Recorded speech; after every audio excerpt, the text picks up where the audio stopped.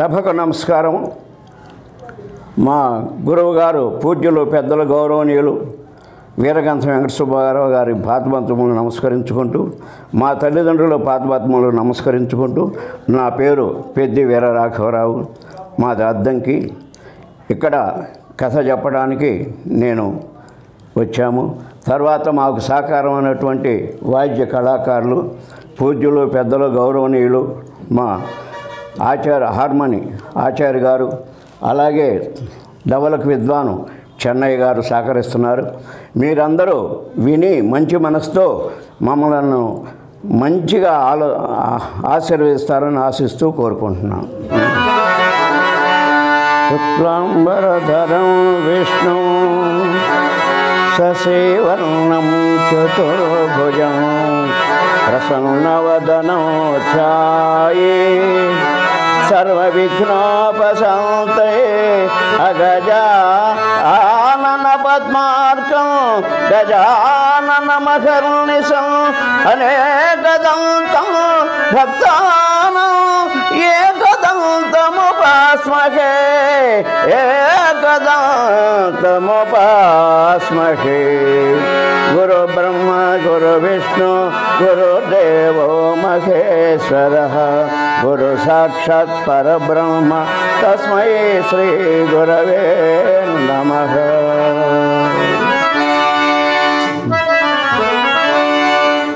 రామా నిన్నే నమ్మినా నోరా రఘురామా నిన్నే నమ్మినా నోరా రామా నిన్నే నమ్మినా నోరా.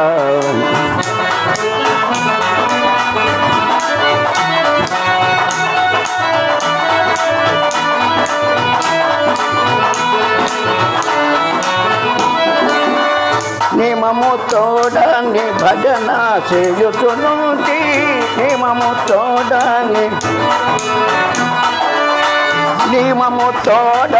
భజన చేయుచునుంటి నిమము తోడని భజన చేయుచునుంటి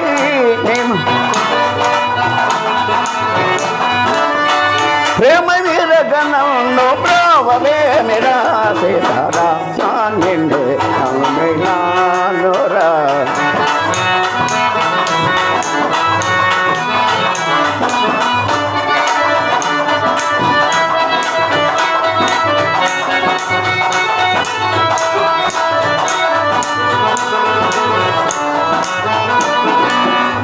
చక్కని దొరవని మక్కువతో నిన్ను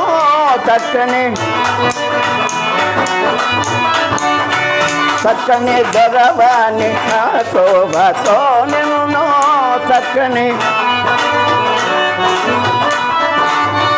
చక్కని దొరవని మక్కువతో నిన్ను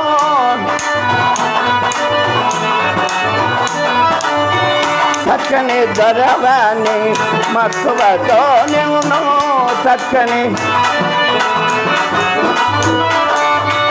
ప్రేమ మీరగణంను ప్రభవే నిరంత సీతారా.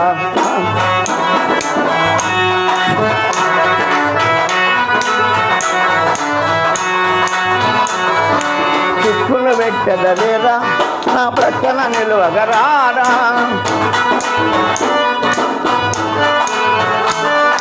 చిక్కులు పెట్టదలేరా నా ప్రక్కన నిలువగరారా. చక్కనయ్య నీ నగుమోములు నాకొక్కసారి చూపింపు దశరథరు.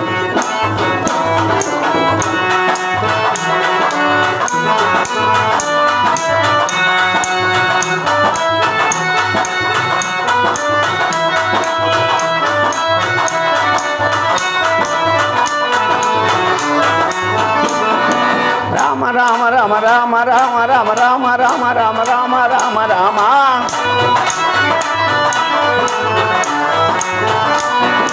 కోదండ రామ కళ్యాణ రామ పట్టాభిరామ అయోధ్య రామ రామ రామ రామ రామ రామ రామ రామ రామ రామ రామ రామ రామ రామ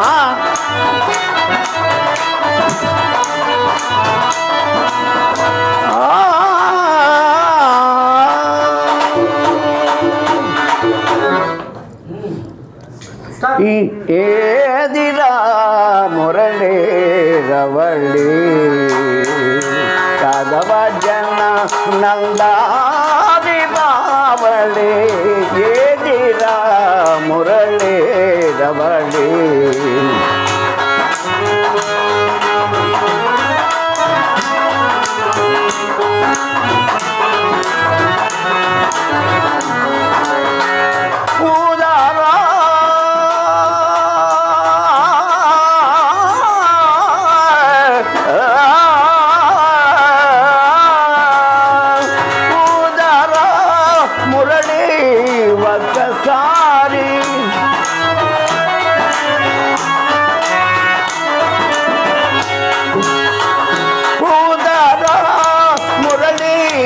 ఒకసారి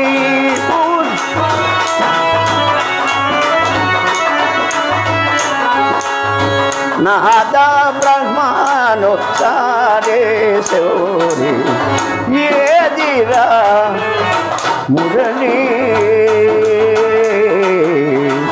రవళి కృష్ణ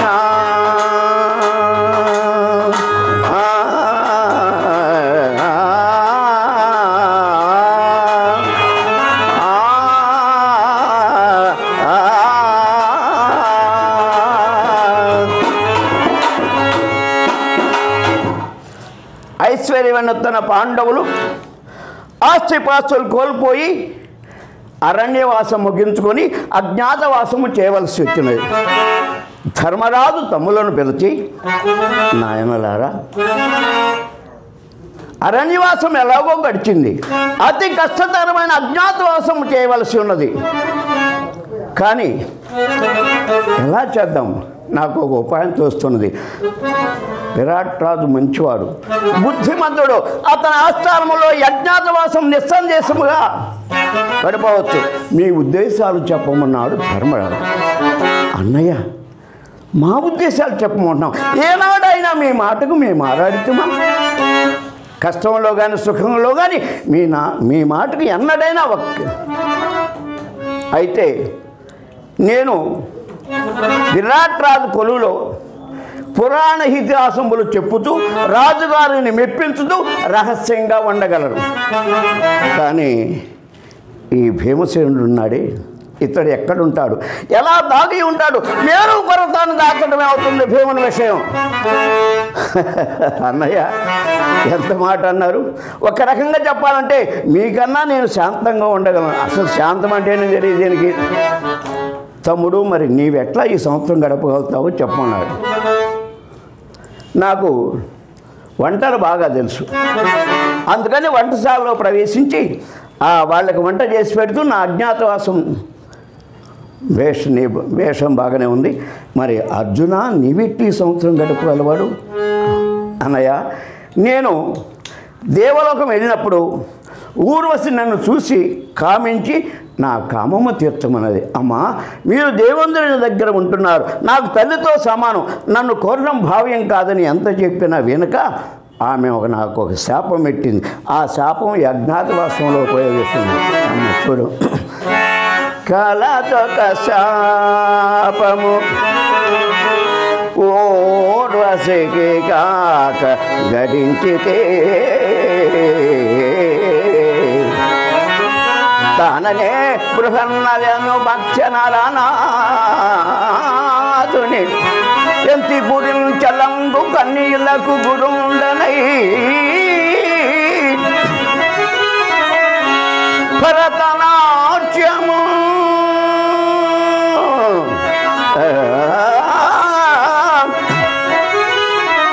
కళారుచిరానుభూతి నిస్తులగతి బోధ చేతు అచట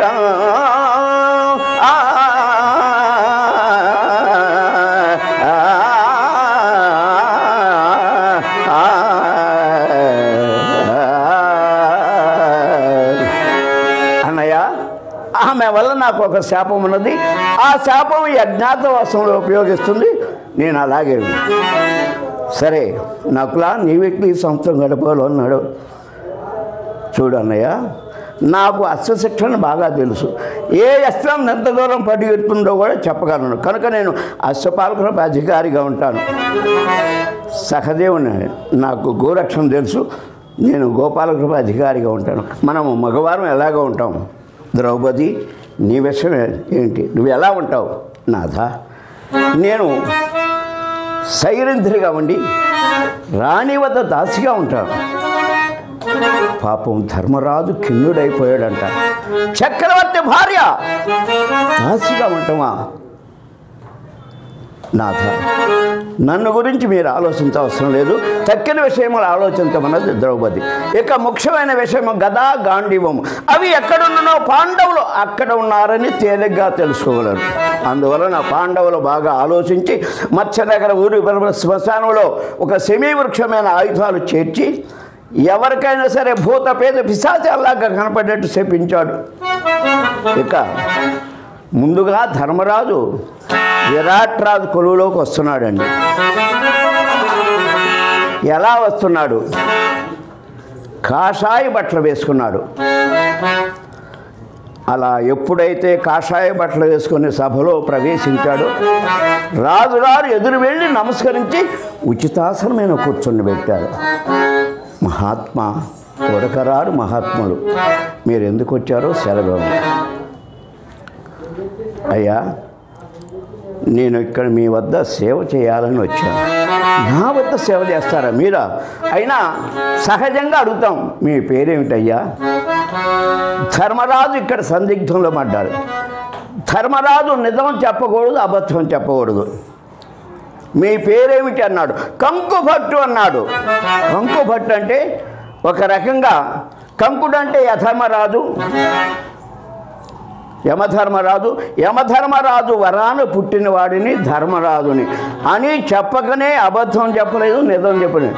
నా పేరు కంకుభట్టు అన్నాడు. సరే, మీరు ఏం చేస్తుంటారండి అన్నాడు. అడుగుతాం కదా సహజంగా. నేను అప్పుడప్పుడు జోదం ఆడతానండి. జోదం ఆడే పెద్ద మనిషి దూరం వచ్చాడు. అప్పుడప్పుడు జోదం ఆడతానండి. సరే, నాకు కూడా సరదాగా ఉంది, మీరు ఇద్దరం కలిసి ఆడుతూ నాకు సరదాగా ఉండి ఉండమన్నాడు. ఇక రెండో రోజు భీమసేనుడు వస్తున్నాడు సభకు.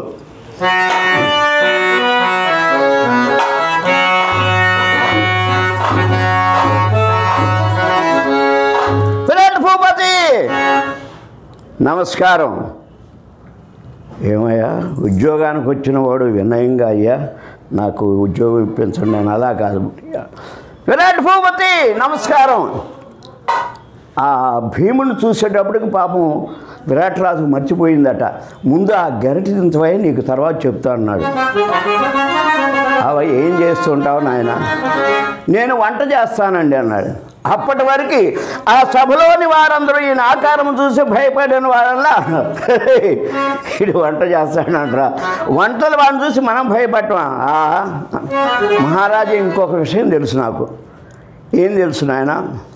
పాకము వైకర్మ పరిపాకము రెంటికి రెండు నా చేయంగాగా మరొక సమున గౌరవమందవు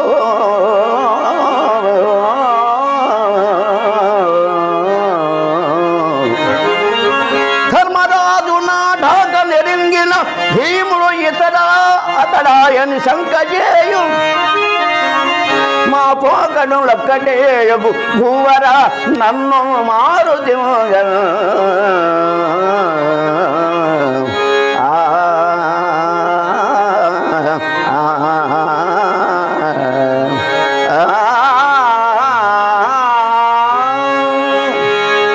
మహారాజా, నేను ధర్మరాజు గారి కొలువులో ఉండేవాడిని. అప్పుడు భీముడా ఇతడాన్ని నన్ను ఆశ్చర్యంగా చూస్తున్నాడు. కనుక నేను వంటల వాడిగా ఉంటాను. సరే, ఇక మూడవ రోజు ముచ్చటగా అర్జునుడు సభకు ప్రవేశిస్తున్నాడు.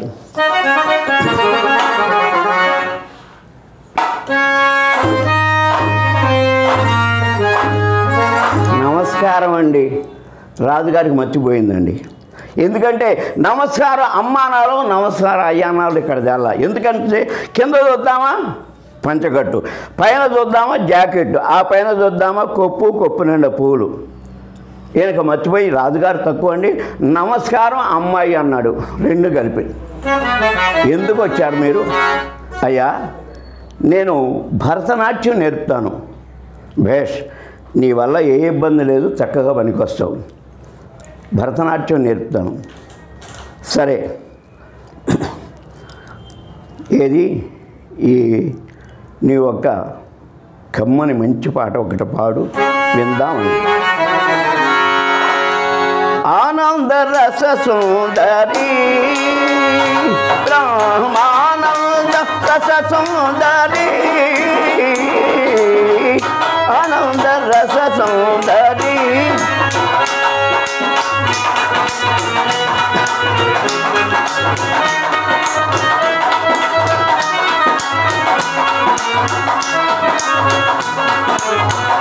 కన్న తల్లివి నీవు, కాళీమాతవు నీవు, అన్నపూర్ణవు నీవు, ఆదిశక్తివి నీవు, ఆనంద రస సుందరి.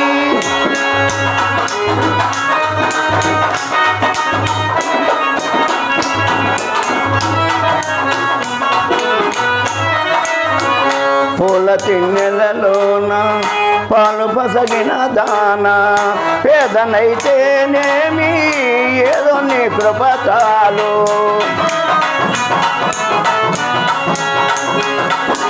సృష్టి స్థితి లయరాణిని జనని సర్వాణి త్రిభువనా భావని, రాగతాళ నృత్య గీతముల భువనేశ్వరి విజయేశ్వరి రాజేశ్వరి, ఆనంద రస సుందరి.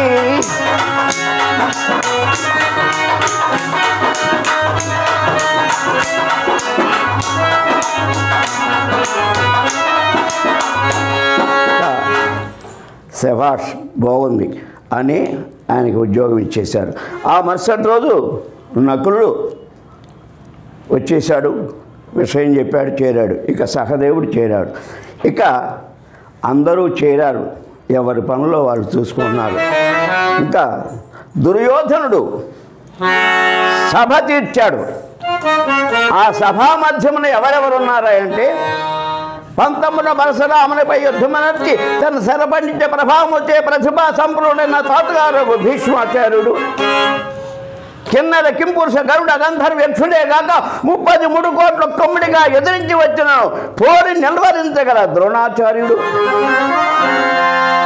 భండనములు దండి వైరులు చండాడగలిగి చండ ప్రచండుడై అనేక అస్త్ర పరివేష్టుడైన అంగరాజుకు కర్ణుడు, ఇంకా ఎందరో వీరాధి వీరుల సభను అలంకరించుండగా సభా మధ్యమున లేచి, సభాసదులారా, మంత్రులారా, సామంత్రులారా, ఇప్పటికి 12 సంవత్సరాల క్రితం మాతో జూదంలో ఓడిపోయి అరణ్యవాసం చేసి అజ్ఞాతవాసం చేస్తున్నారు.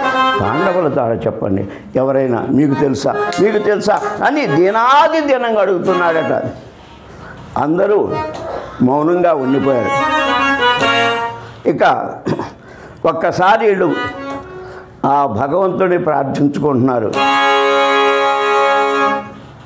జయ జయ శ్రీరామ, జయ జయ శ్రీరామ, జయ జయ సీతారామ, జయ జయ శ్రీరామ.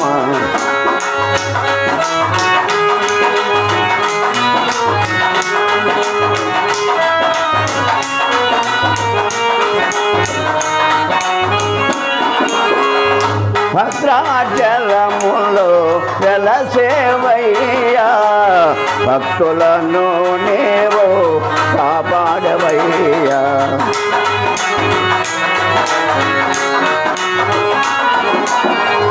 నమ్మిన వారికి కొరతలు లేవు, నమ్మిన వారికి కొరతలు లేవు, నమ్మిన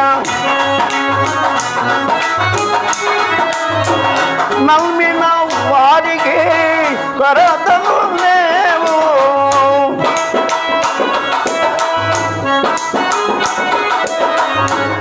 చేసేవారికి సేవలు కలవు, చేసేవారికి సేవలు కలవు.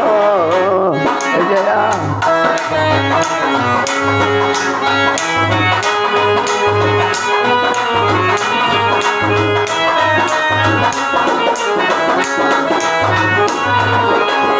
రామ అంటే పలికే దైవము, రామ అంటే పలికే దైవము, కలియుగ దైవము రామచంద్రుడు.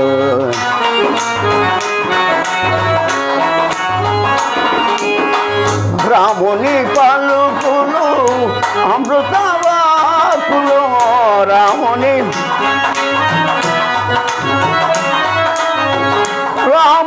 పలుకులు అమృతవాకులు,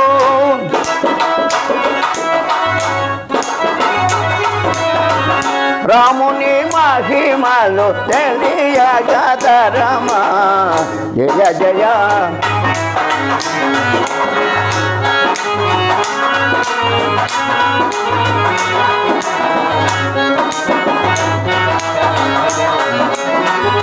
అందరిలోన రాముని చూడు, అందరిలోన రాముని చూడు, కొందరికైనా సాయము చేయుము.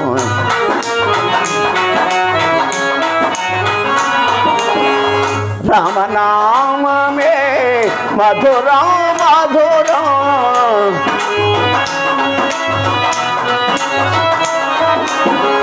రామనామమే మధురం మధురం,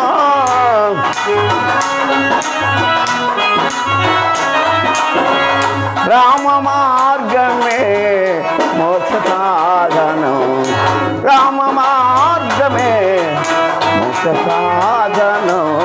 జయ జయ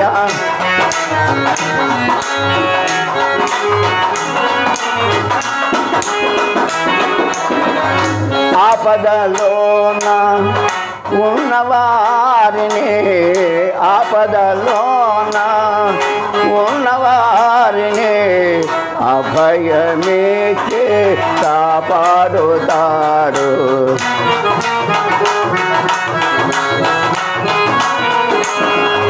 కరుణించి మమ్ము కాపాడవయ్యా,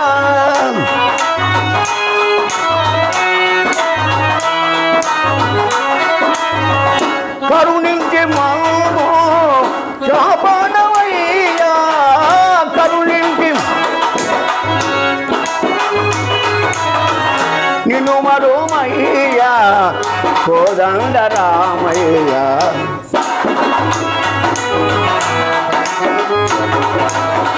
జయ జయ శ్రీరామ, జయ జయ సీతారామ, జయ జయ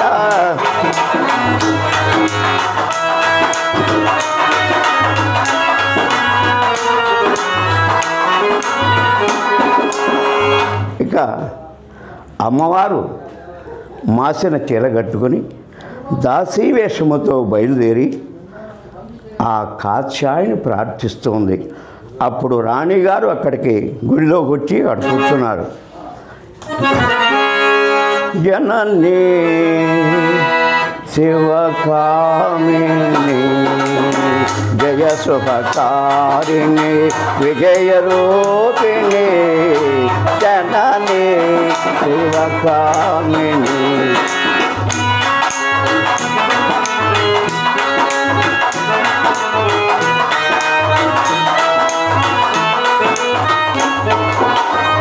అమ్మవు నీవే అఖిల జగాలకు, అమ్మల కన్నా అమ్మవు నీవే,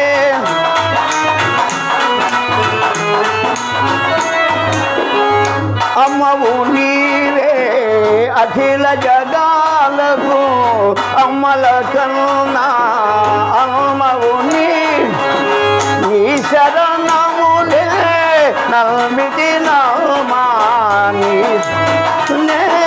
నల్మిటి నమా శరణము కోరేతి నల్మా భవాని, జననీ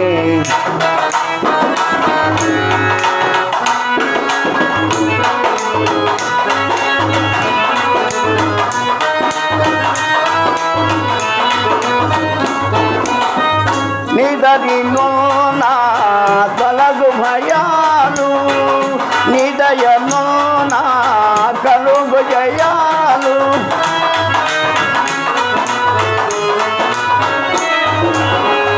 నీ దయలో నా తొలగు భయాలు నీ దయలో నా కలుగు జయాలు నిరతము మాకు నీడగా నిలచే జయము నీయవే అమ్మా జయము నీయవే అమ్మా భవాని జనని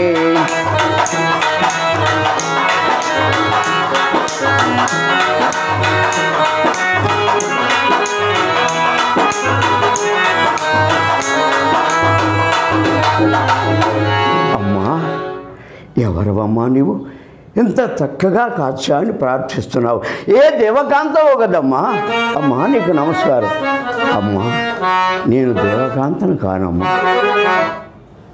సైరేంద్రికులనా నేను దాసిగా ఉండటానికి వచ్చాను ఏమిటి నీవు దాస అవునమ్మా నేను దాసిగా ఉండటానికి వచ్చానమ్మా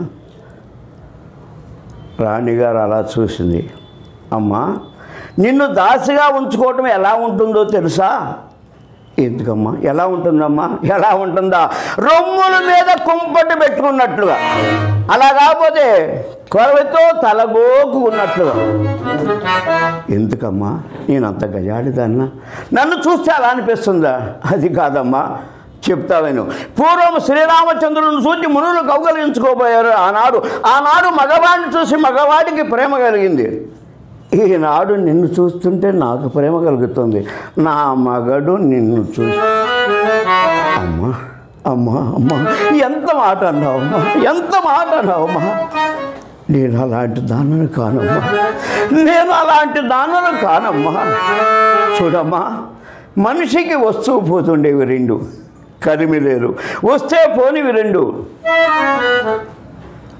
ఒకటి కరిమిలేములు ఇక పోతే రానివి రెండు ఉన్నాయి ఒకటి ప్రాణము ఒకటి మానము అమ్మా అంతేగాని దాసి అయినను కావచ్చు ధర్మపత్ని రాణి అయినను కావచ్చు రంకులాడి జాతి కాదు ప్రధానము నీతి కానీ ధనము కాదు ప్రధానము గుణము కానీ అమ్మా నేను అలాంటి దానను కానమ్మా దయచేసి నాకు 1 సంవత్సరం మీరు ఆశ్రమం ఇప్పించండి అప్పటికి కూడా పాపం మనసు వెరగలేదట చూడమ్మా మీరు ద్రౌపది అమ్మవారు దానివమ్మా అందుకే ఆశపడాడు ఆ మాట అనేప్పుడు ఆనందపడిపోయిందట ఇక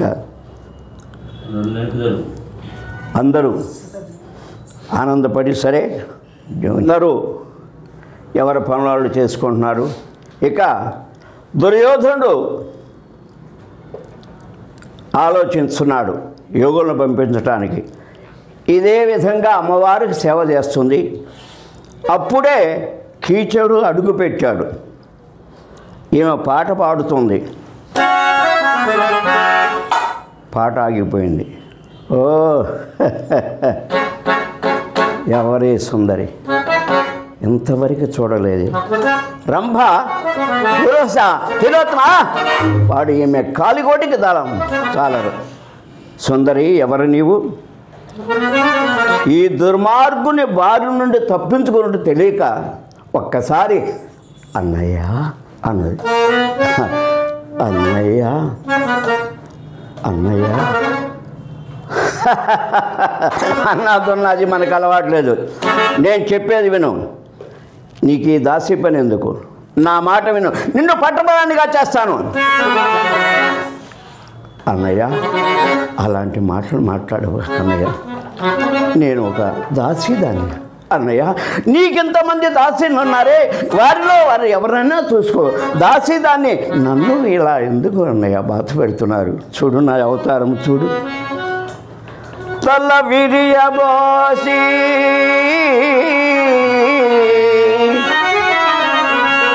శివశక్తి వల్లే హగపడి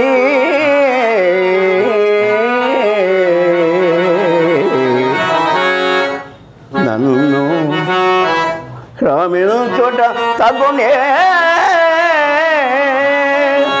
అన్నయ్య ఒలువలు మాసి గతి లేక దాసై పని చేస్తున్న నన్ను చూస్తుంటే ఇంత అందంగా కాదు.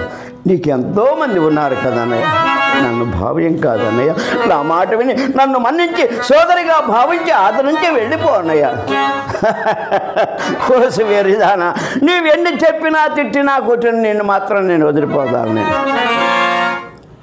అంటూ మీదకు వస్తున్నాడు. ఇంతలో రాణిగారు నిద్ర లేచింది. కీచక ఎంతసేపు అయిందరూ వచ్చి, ఎన్నాళ్ళకి వచ్చావురా, రారా నాన్న రారా. అది సరే కానీ అక్క ఈ చిన్నదెవరకు, అరే మన అక్కడ అందరూ బాగున్నారట్రా, అది సరే కానీ చిన్నదెవరక్క, అమ్మ ఏం చేస్తున్నారు, అది సరే కానీ చిన్నదెవరక్క. నాయన ఆమె సామాన్యురాలు కాదు, ఆమె వెళ్ళబాకు ఆమె జోలికి. నా మాటని నీ మనసు మార్చుకొని వెళ్ళిపో. అక్క ఏమన్నావు, ఆమెకి గంధర్వులు ఉన్నారట్రా, 5 భర్తలురా, మహాబల సంపన్నులు. ఏమిటి మహాబల సంపన్నుడా? మరి నేను చాలు ఈ సింహబలునక వేలగా నింటినాగా, చాలు ఈ సింహబలునక వేలగా నింటినాగా, కాలునైన నిట్టిందు కానీ కాలు నిలబడపరుగా. అక్క చెప్తున్నా, ఈమెను నా ఇంటికి పంపించావా సరే ఉంది, లేదా నీ మత్స్యనగర్ మట్టి పాలవుతుంది, నీ నుదుటి కొంచెం చెరిగిపోతుంది, జాగ్రత్త. దుర్మార్గుడు అన్నంత పని చేస్తాడు, కానీ నా మందిరంలో ఇలాంటి పని జరగకూడదు. నాయన నీ నివాసమునకు నువ్వు వెళ్ళిపో, రేపు ఆమెను నేను పంపిస్తాను, జాగ్రత్త అక్క అని కీచకుడు వెళ్ళిపోయాడు. ఇక ఏమి చేయాలి, ఎలా చేయాలి? పాపము బాధపడుతూ వంటశాలలో చేరి భీముడు బాగా నిద్రపోతున్నాడు. కురకబెట్టి నిద్రపోదు. ఏమండి నిన్న సభలో చూశారు కదా నా అవస్థ, మీకు ఎలా నిద్రపడుతుందండి? మీకు ఎలా నిద్రపడుతుందండి? ఆ కీచకుడు నన్ను చేసిన పని, ఆ సభా మధ్యమున పరాభవించాడు కదా, ఎలా నిద్రపడుతుందండి? నాథ నీకైనా పుట్టము లొల్చు పట్టునే పోదకు ప్రాణము,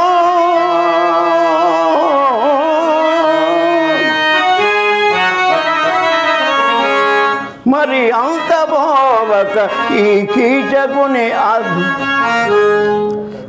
కీచకుని చేత పరాభవను తొట నిలిచను అకట మృత్యువు గోడవచ్చునే.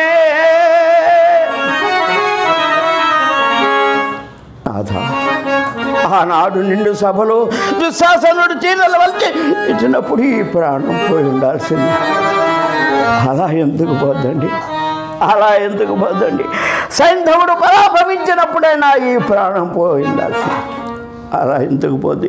చివరికి కీచకుని చేత పరాభం కూడా నా నీతి రాశాడు. నాకు ఎలా పోతుంది అని మైమరచి తన్ను తాను దుఃఖించుకోండి. అప్పుడు భీముడు కోపం వచ్చింది. పాంచాలి బాధపడకు, వాడు ఈ లోకమును కాదు పాతాళ లోకము దాకా నా చంపి తీరుతాను. రేపు నువ్వు వాడున్న చోటికి వెళ్ళి వాడి ఉద్దేశం మనకు అంగీకరించినట్లుగా నటించు.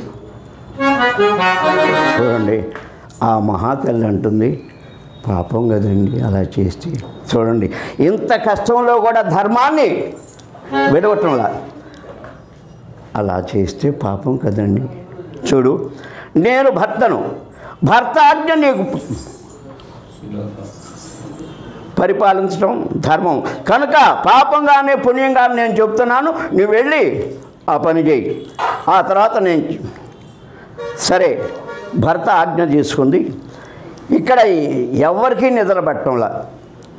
కీచకుడు ఎప్పుడు మక్క పంపిస్తా ఏం చేద్దామా అని పాపం తిరుగుతున్నాడు. ఈమె ఎలా చేయాలి ఏం చేయాలి అని ఆలోచిస్తూ నిద్రపోట్ల. ఇక ఏకుజామునే లేచి కీచకుని ఉద్యానవనం వెళ్ళి కీచకుని ఇంటికి ఎదురుగా పూల తోటలో నిలబడి పూలు కోస్తున్నది. ఏమిటి అక్క పంపలేదా, ఏళ్ళ పంపదు రాదా అని ఆలోచిస్తున్నాడు. ఇక అక్కడ ఎదురుగా ఆ పూలు కోస్తూ అతిలోక సుందరలాగా కనపడుతుందంట. ఎంత హాయి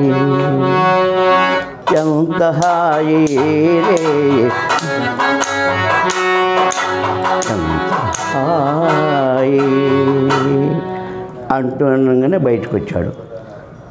సుందరి నీవా నీవా నీవా, నేను నమ్మలేకపోతున్నాను. చూడండి, నాకు మాత్రం మీరంటే ప్రేమ లేదనుకుంటున్నారా? మరి నిన్నెందుకు అలామా? ఎవరండి, అంతమంది ఉంటే ఎవరైనా ఒప్పుకుంటారా? చూడండి, నాకు మీరంటే అమితమైనటువంటి ప్రేమ. కానీ ఒక్క మాట మాత్రం నిజం, మీరు ఎక్కడికి రావాలో తెలుసా? ఏ మాత్రం సంశయం పవలదో ఈ రే పెంచి కఠిన భీమం బయతను నాట్యశాలకు వరం వేంచేయుమా. ఇక్కడ భీమం బయతను నాట్యశాలకు అంటే నేను కాదు భీముడే వస్తాడని నిజం చెప్పింది ఇక్కడ. కానీ అక్కడ అర్థం చేసుకునే స్థితిలో లేడు. ఇక ఎవరో లేకుండా రావాలి సుమా, నేను ఒంటరిగా ఉంటాను, నీకోసం ఎదురు చూస్తాను. మీరంటే నాకు ప్రేమ లేదనుకున్నారండి, మీరంటే ఎంత ఇష్టం అనుకున్నారు, ఆహా నేను చెప్పలేనంత ఇష్టం అండి మీకు అని రాత్రికి నర్తనశాలకు రమ్మని చెప్పింది. ఇక వంటశాలకు వచ్చింది. భీముడికి వేషం వేయించింది. చక్కగా వంటశాలలోకి నర్తనశాలలోకి వచ్చారు. ఆ దీపం మినుగు మినుగుమంటుంది. ఆ ప్రక్కనే పాంచాలి పొంచి పొంచి చూస్తుంది. భీముడు మేలి ముసుగు వేసుకొని అలా కూర్చున్నాడు. ఇక కీచకుడు బయలుదేరాడు. ఎలా బయలుదేరుతున్నా అంటే ఎక్కడైనా మేము దారిలో వస్తే ఎవరైనా చూస్తారని చెప్పి ఆ ప్రక్కన సందులు గుండా వస్తున్నాడంట. అక్కడ గంధాకు దాసులై వాళ్ళు బాగా గంధాయి పట్టుకొని వాయిగా పాడుకుంటున్నారట. వారే చూడరే బొమ్మలాట, వారే చూడరే బొమ్మలాట, దీని పాఠము తప్పితే ఒకటే తనులాట, వారే చూడరే బొమ్మలాట.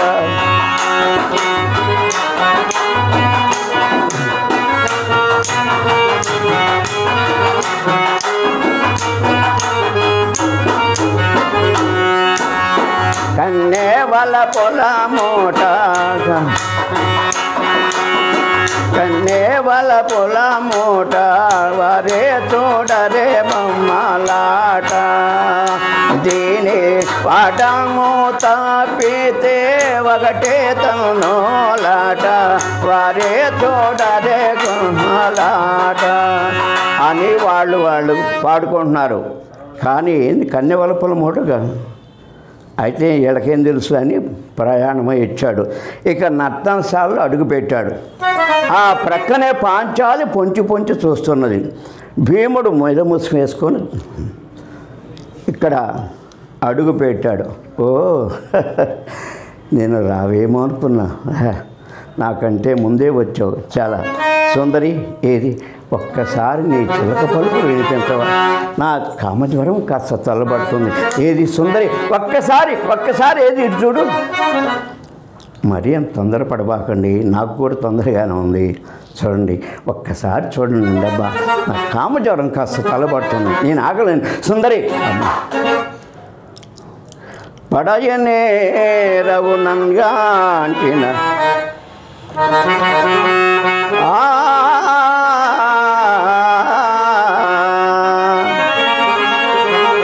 ఏది ఒక్కసారి ఇలా చూడు, నాకు నీకు సరిదోడు ఏది ఒక్కసారి చూడు అంటూ పాపము అలా చెయ్యి మీద చెయ్యి పెట్టాడు.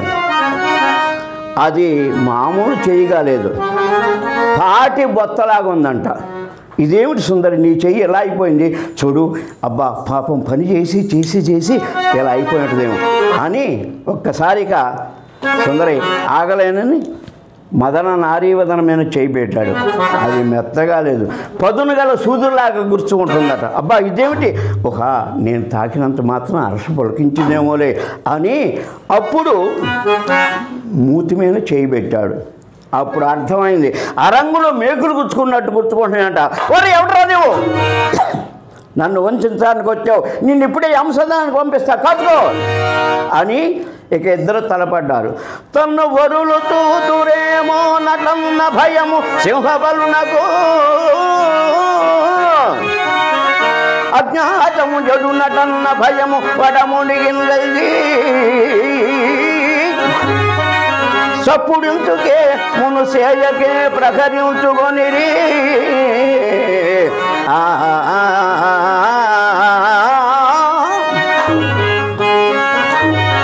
ఇక్కడ చెరొక భయం ఉందండి. ఎందుకంటే అజ్ఞాతం చెడిపోద్దని భయం భీముడికి, కీచకుడు ఇక్కడ ఎందుకు వచ్చాడు పరుగుపోద్దానికి ఇక్కడ చప్పుడు కాకుండా గుర్తుకుంటున్నారట. ఇక కొంతసేపటికి భీముడు ఆ కీచకుని చంపి పొట్టలో కాళ్ళు చేతులు పెట్టి అలా బయటికి నెట్టేసి. అయితే ఇక్కడ అర్థం ఏమిటంటే ధర్మానికి అధర్మానికి యుద్ధం, ధర్మం గెలుస్తుంది, అధర్మం ఓడిపోతుంది. కీచకుడు సింహబలుడు, భీముడు గజబలుడు. సింహం కనిగని ఎప్పుడు కూడా సింహం గెలుస్తుంది. కానీ కాకపోతే ఇక్కడ ఏం జరిగిందా అంటే ఆ ద్రౌపది అమ్మవారు వేడి చూపుకి ఈ కీచకుడు సగం బలం చచ్చిపోయిందట. దానికి తోడు వాయుదేవుడు ఒక భాగాన్ని బంధించాడు. ఇక ఒక భాగంలో భీముడు చంపగలిగాడు. ఈ విషయం తెలిసిన వెళ్ళిపోయారు. ఎవరో గంధర్వులు వచ్చేసి కీచుకొని చంపేశారని ఇప్పుడు టమటమ అయిపోయింది. అప్పుడు అందరూ ఈ మాలిని గుండా మా అన్న చనిపోయాడు అని ఉపకీచుకులు మొత్తం ఈమెను పెడరెక్కలు విరిచి కట్టి శ్మశానానికి తీసుకెళ్తున్నారు. ఆ గంధర్వుడేషంతో వెళ్ళి ఆమెను బంధమిత్రులను చేసి కీచకులను ఉపకీచకులను మొత్తాన్ని చంపి అందరూ ఆనందంగా ఉన్నారు. మంగళహారతి పాడుతున్నారు.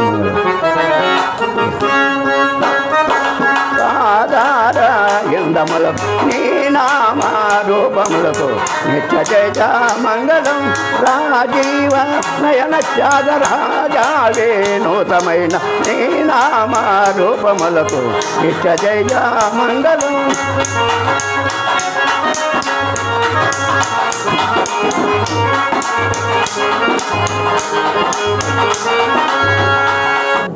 భక్త మహాశయులకు అందరికీ నమస్కారం.